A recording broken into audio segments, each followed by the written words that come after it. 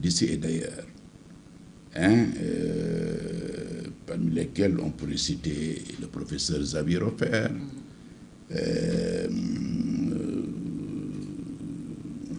des professeurs spécialistes en intelligence artificielle,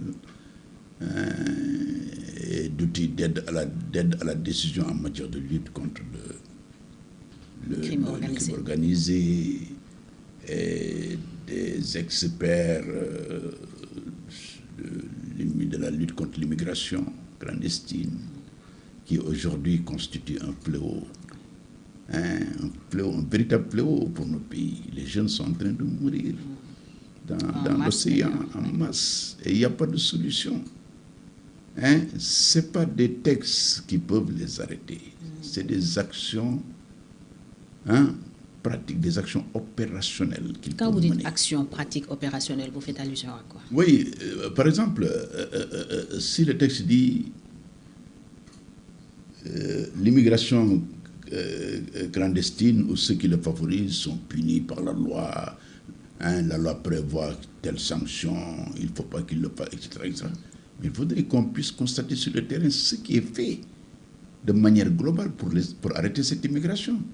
Et ça, vous savez, c'est une mission qui généralement est dévolue aux forces de défense et de sécurité. Il y a eu récemment beaucoup d'arrestations par le pôle judiciaire financier. Ça, c'est l'opérationnalisation. C'est le caractère opérationnel. Et ça, c'est très important. C'est très important. Ce sont ces aspects-là que nous voulons nous faire ressortir. Très bien. Au cours de ces assises. Des assises. Justement, en quoi ces assises marquent-elles une rupture par rapport aux autres initiatives de lutte contre le crime organisé que nous avions l'habitude de voir? En quoi ces assises marquent-elles une rupture par rapport aux autres initiatives de lutte contre le crime organisé que nous avions l'habitude de voir? La rupture vient du fait que, d'abord, la technologie a évolué. Je vous donne un exemple. On est aujourd'hui à l'ère de l'intelligence artificielle. Il y a l'intelligence artificielle, quel rôle peut-elle jouer dans la lutte contre le crime organisé? Est-ce un élément permissif ou un élément de lutte? À quoi répondez-vous à cette question? Non, moi je crois que si l'intelligence artificielle est bien utilisée, elle peut servir énormément dans la lutte contre le crime organisé. Il y a également d'autres outils d'aide à la décision qui seront évoqués lors des assises. Je ne rentrerai pas dans les détails, qui peuvent aider les décideurs quand même à mieux comprendre d'abord la phénoménologie de la lutte du crime organisé, mais également comment organiser la lutte. Quels seront les grands thèmes de ces assises? Bon, les grands thèmes, nous aurons un thème sur le terrorisme issu du fanatisme religieux. Et surtout en Afrique, que faire? Qu'est-ce qu'il faut faire? Il y aura un thème également sur les outils d'aide à la décision, tels que l'intelligence artificielle. Comment les éléments le numérique peut aider à lutter efficacement contre le crime organisé. Il y a également un thème sur les flux financiers illicites et sur les stupéfiants. C'est très grave ce qui se passe en termes de stupéfiants, particulièrement la drogue. La drogue tue énormément. Et il y a de nouvelles formes de drogue qui sont très accessibles. Et les drogues de synthèse. Oui. Qu'on appelle ecstasy, je crois. Qu'on appelle ecstasy, si je me trompe. Oui, l'ecstasy et comment on appelle encore les méta... Bon, il y a des drogues de synthèse qui sont aujourd'hui très présentes dans la zone ouest-africaine et qui circulent dans nos pays, dans notre pays. Parce que très accessible. Oui, qui nous viennent, parce que c'est très accessible, qui nous viennent de l'Algérie, qui nous viennent également de la Syrie, etc., les drogues qui sont là, des drogues de synthèse, elles sont nombreuses. Hein. Ouais. Alors, est-ce qu'il y a une situation particulièrement propre au Sénégal où notre pays est au même niveau que les autres nations africaines en termes de crimes organisés? Ah oui, nous sommes pas... Le Sénégal n'est pas à l'abri du crime organisé. Ça, d'abord, c'est un constat. Hein. Il ne faut pas qu'on dorme sur nos lauriers. Nous sommes dans nous appartenons à une zone qui est en ébullition du point de vue de l'évolution du terrorisme. Les menaces ne sont pas éloignées de nos frontières. Et ça, c'est déjà très important. Je crois que... Elle est à nos portes, la menace. Mais, je dis, elle est à nos portes. Bon, il y a également la drogue qui circule à un niveau extrêmement élevé dans ce pays. Hein. Qu'on le veuille ou pas, c'est la réalité. C'est la réalité. Et à un moment donné, on pensait que c'était une zone de transit, mais c'est devenu une zone de trafic. Hein, une plaque tournante. C'est une plaque... Bon, plaque tournante, c'est... On n'en est pas encore là. On n'en est pas encore là, mais en tout cas, la drogue circule, particulièrement la cocaïne, avec la fermeture de la route des Caraïbes. C'est la route de l'Atlantique qui fonctionne aujourd'hui. Et vous savez, nous sommes dans une position privilégiée au niveau de cette route-là. Donc, la drogue circule et la drogue tue énormément. Hein. Et il y a autre chose. Même pas uniquement la drogue, mais aujourd'hui, dans ce pays, on fabrique de l'alcool artisanal qui fait que les gosses, tous les gosses sont aujourd'hui malades. Vous les voyez, si vous voulez, dans les rues, mais vous êtes... mais c'est grave. Hein? De l'alcool, on ne sait pas d'où ça vient.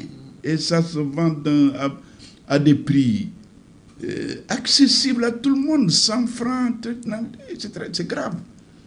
Et tout ça rentre dans le cadre de la désorganisation d'une société.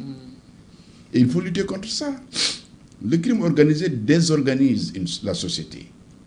Mais tout cela rentre dans ce cadre-là. Qui nous vend ça? Ça vient d'où? Des questions légitimes. C'est des questions légitimes. Et comment faire face à ça? Je crois que c'est important. C'est important. Donc, il y a un thème sur les stupéfiants, sur les trafics illicites de fonds. Hein. Il y a également sur l'immigration clandestine, hein, et sur, si vous voulez, l'utilisation des outils d'aide à la décision, tels que l'intelligence artificielle. Alors, que peut-on attendre concrètement des travaux de ces assises? Mais voilà, ce qu'on peut attendre, c'est de pouvoir fournir aux autorités, aussi bien sénégalaises qu'africaines, des éléments de réflexion. De réflexion. Parce que la réflexion permet d'orienter la décision. C'est pourquoi on parle d'outils d'aide à la décision. Oui. Hein?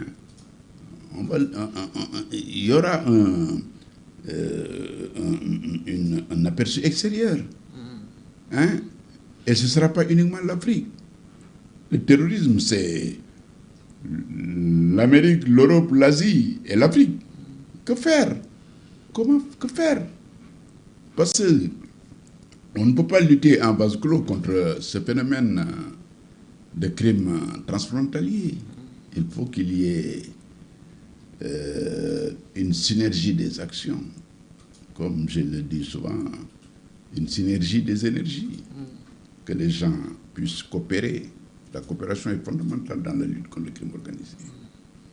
Alors, des initiatives de ce genre, il y en a beaucoup, hein, des événements de réflexion autour de thématiques aussi qui intéressent les différents pays africains. Mais comment comptez-vous faire pour que ces assises ne restent pas de simples événements de prestige, mais produisent un impact réel sur les politiques publiques? Oui, les assises seront couronnées par un document que nous... Une sorte de livre blanc? Oui, une sorte de... Bon, livre blanc, c'est devenu un livre politique, quoi. En tout cas, un document de synthèse qui sera remis aux autorités, aux décideurs, pas uniquement sénégalais, mais même africains, hein, et qui sera également remis aux décideurs européens, parce que nous avons la participation d'experts de très haut niveau de la France, de la Belgique, de l'Allemagne, de la Pologne, du Sénégal, des experts sénégalais de très haut niveau, de la Côte d'Ivoire, du Niger, etc., etc. Donc, voilà. Notre souci, c'est de